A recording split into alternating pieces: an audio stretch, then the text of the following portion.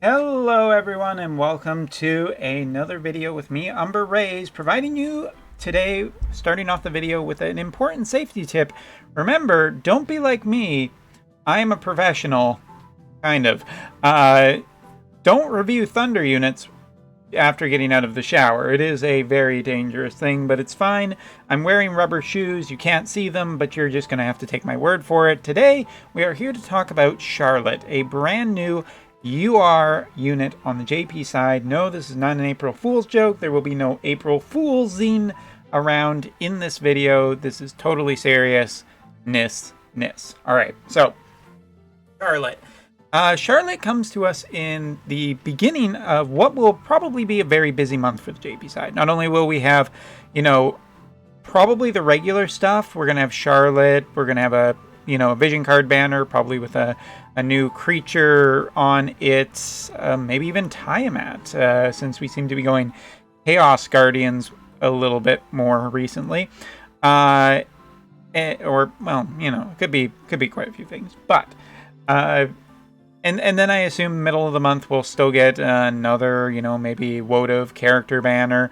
And then, of course, Final Fantasy VII. So it's a stacked month for where players want to spend their resources, and Charlotte is looking to be a pretty solid unit to get your hands on. Not amazing, mind you, but she is a tank. So,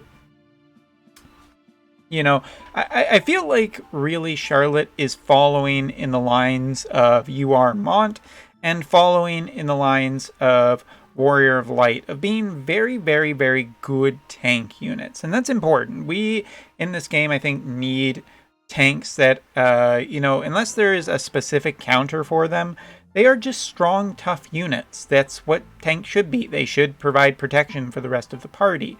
And that is what I feel like Charlotte is. I feel like water units are going to have a very hard time, and I think water magic units and even magic units are going to have a hard time against this.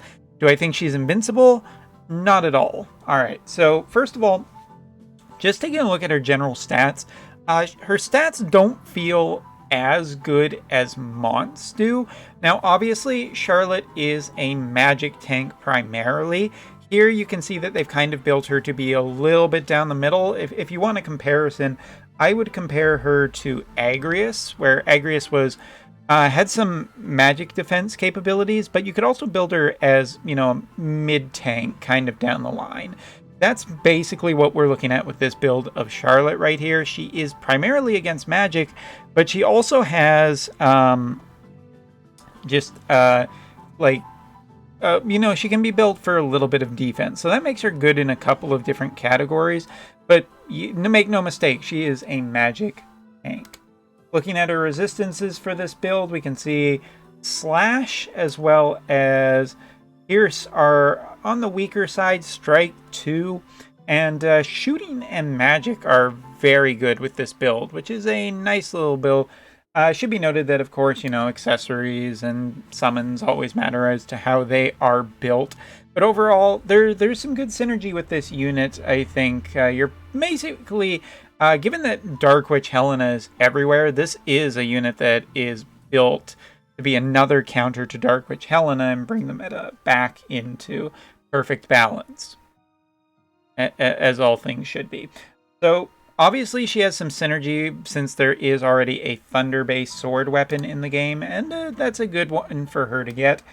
Taking a look as well, she has this, essentially, which, gives her some pretty good bonus resistances, and EMR wise, pretty nice EMR. Just gonna switch over here. Give me 1 second. This Cross Mastery is a 584 HP shield with a 12 spirit. So nice looking shield. The TMR skill reduces damage taken by 35% for 3 times to stealth. It's not even 3 turns, it's just 3 times. And that's good. You don't necessarily want it turns, but interesting, also restores AP for her too. It is a single use ability, it does cost some TP, but in terms of a TMR skill for a tank, pretty nice. And it says damage taken, not even like magic damage taken or physical damage taken, so that's good skill to have for a tank that can be potentially both physical or magical. Taking a look at, I think I've already talked about her stats, but one of the things I was noting, she doesn't have as much HP as, I think, Warrior of Light or Mont, if I am remembering correctly. So I feel like she's a little bit softer of a tank, but I think her kit kind of makes up for it. Kind of. Alright, looking at her skills really quickly. Starting with support, she has, in her primary job, her 2 abilities that she gets, a HP of 12% and a Spirit of 12 for herself, and a increased debuff and Spirit resistance by 50 for herself. So she's actually a little more solid against units that'll try and break through defense and Spirit, and that's kind of interesting. Taking a look at Monk, she gets strike attack up and HP up. The HP one is kind of nice, but I don't know if you'd necessarily want to run it. Maybe if you were going for more physical tank, but 12% and just getting the Spirit is probably better. The one that is tempting is possibly her Thief ones. Move +1 and agility +12% make her a bigger force to be reckoned with in terms of a tank for just having better movement and getting into position faster. And, you know, the higher agility is nice as well. Currently, I believe this build, running the HP and Spirit and the debuff resistance, so she's not running her speed boost, so that should give her a better idea of how much better she could be at that. Also, she has the increase acquired AP. Maybe that's not as big of a deal, but if you were looking for her to use her abilities more, that might be a good idea. Now, taking a look at her counters, her brand new counter is chance to counter magical damage, 20% chance, and increase Spirit by 10 for 3 turns. Okay, alright, that seems good. It can also be upgraded with a higher chance to counter, 30%, and that's basically the only upgrade that gets from going up to 120. She does have the strike counter from Monk, which I think is pretty meh, so I'm not going to really talk about it. Especially being that she is a magic tank, she's just not going to get super up close. There are a lot of AoE and ranged attacks now. I think that the strike one of Monk is pretty meh. Thief, on the other hand, chance to counter all damage with an increase of agility by 40% for 1 turn to self. That might be worth running. I'm not entirely sure. I mean, if you're not fighting against magical enemies and you're using her for other things, or even just the agility boost to get her turn faster. Yeah, I like Thief. Kind of just like Thief. Now, looking at her main job, which is kind of the holy tank, lots of different abilities. First of all, increased chance of being targeted, can generate 12 hate for 20 TP and gets 2 uses out of that. And that also increases defense and Spirit debuff resistance by 50. So if you run that plus the other one, plus her just passive, you're essentially with that ability immune or pretty close to immune. And, you know, in the future there might be stuff that can break through it a little bit better, but she's pretty resistant to defense and Spirit buffs, making her pretty tanky. She can inflict stun with another attack. She has a increased defense and Spirit by 20 for 3 turns, with a chance or 100% chance of 10% HP restored for 3 turns for herself.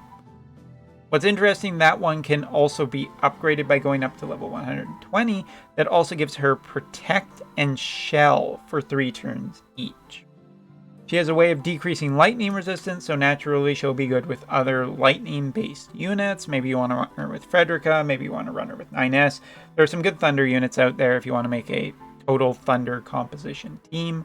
She has, and not only that, but on that ability also reduces chance of counter by 100 for 3 turns for the target. So that's pretty interesting to reduce, just kind of cancel out counters basically. And it has a 210% modifier on it. So it's a pretty good damage dealy attack. She has a AoE attack in the plus AoE that can decrease agility by 25% for 3 turns to targets. So that's just pretty good. Not necessarily do I think that Charlotte's going to, obviously with the stats that she's boasting, I don't think that she's really going to be a damage one in the same way Mont is. But given that some of her attacks can just cause problems for the enemy, maybe that's it. She's just a tanky, she gets focused on by enemies, and then she can just kind of mess them up with status effects. Again, I think status changes. I really think that she reminds me a lot of Agrias in that sense, except Agrias was more effects. And her 120 ability is a 25 TP, 3 use, increase all attack resistance by 8% for 3 turns for allies, which is interesting. I don't know if it's quite good enough, but it seems pretty interesting. Now, the sub part of her job here is a couple of abilities, but 2 that are, I think, worth potentially running. First one, increase lightning, water, and dark resistance by 20% for 3 turns to all allies. Again, feel like she's really, shutting down water units, obviously. Other lightning units could be, potentially for ranged stuff with Niv and Fred or 9S. And then dark resistance, the Dark Helena, forget her kind of thing.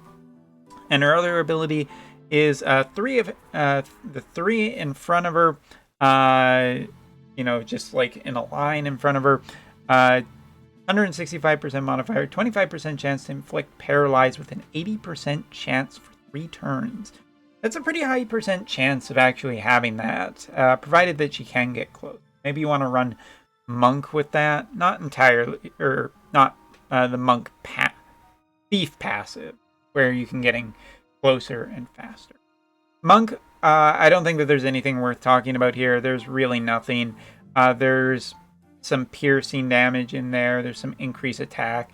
But I don't think that this character is ever going to be focused on attack in the same way that Mont is either. And only interesting thing, Monk has the 50% chance to inflict doom on a target, which for a really tanky unit that might be able to outlast other units, maybe that's good in some content, but I'm not convinced about it. And Thief has a decreased accuracy, steal, increased evasion rate. But biggest thing is that her Thief ability does have steal time, a decreased CT, increased agility for self, and she does have a guaranteed critical hit from attacking from behind. So if you're running anything, you're basically running her main job, or Thief. Monk is only there, I feel, to kind of increase HP, but I'm not entirely convinced that it does enough to be really, really good here. Alright, and as always, we're going to take a look at the Limit Burst while we talk about the Limit Burst. Limit Burst is a 200% modifier, decrease attack and magic by 39% each for 3 turns to the targets that get caught by this. It is a big AoE, and increase defense and spirit for herself by 40 for 1 turn.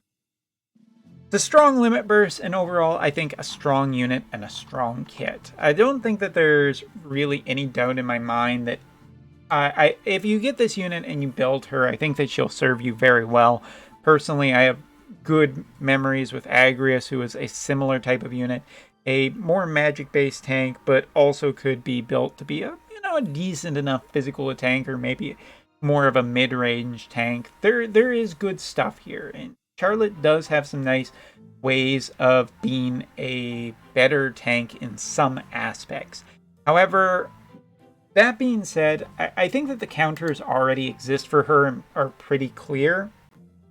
I think that if she ever became too meta, Eileen has been around long enough that she could probably be a good counter, but more importantly, I think that Ketone is enough to totally counter the unit, because she just doesn't really measure up enough to get to really stand against some of the just a good Earth Slash unit. So she's good, and but I think the counter's already there, so I'm not worried about her becoming too OP. I think that she's just a good, solid, balanced unit that if you aren't prepared to fight against her, she'll be tough and probably maybe even stonewall you a bit. But definitely could be countered with just a level 120 ketone. Alright, and one more thing to talk about in the span of this video. Let us talk about the brand new piece of equipment that has come to the JP side. I haven't also talked about the more recent Trial of Judgment. I'm going to record that probably right after this video. But if I can just get it. Alright, so here we are, a gold Anklet. So this accessory is from a current event. It's a mid-tier, so it's an easier piece to farm. And it will probably be a recurring event. There is Vitality, a more critical version of this, and last but not least, a barrier version. Barrier is looking pretty nice with the spirit increase. Obviously, this is a piece of equipment brought out to synergize with Charlotte, but could even be potentially put on a critical version because its passive effect, when you get up to +5, is an increase agility by 8% for 2 turns to self. Just could be a good piece of equipment on most characters in the game. That agility increase is kind of nice to have, and could be potentially used just for a critical unit or a unit to do maybe more criticals, or maybe just a nice piece of equipment overall. So yeah, that's, I think, everything to talk about in this video to do with the event, the current story event. It's a cool little piece. I don't think it's like my favorite or anything, but it's in the, you know, 6.5 out of 10 range. Pretty good, enjoyable. So yeah, thanks for watching. Take care. Gotta go do another video, but another thing. See you next time.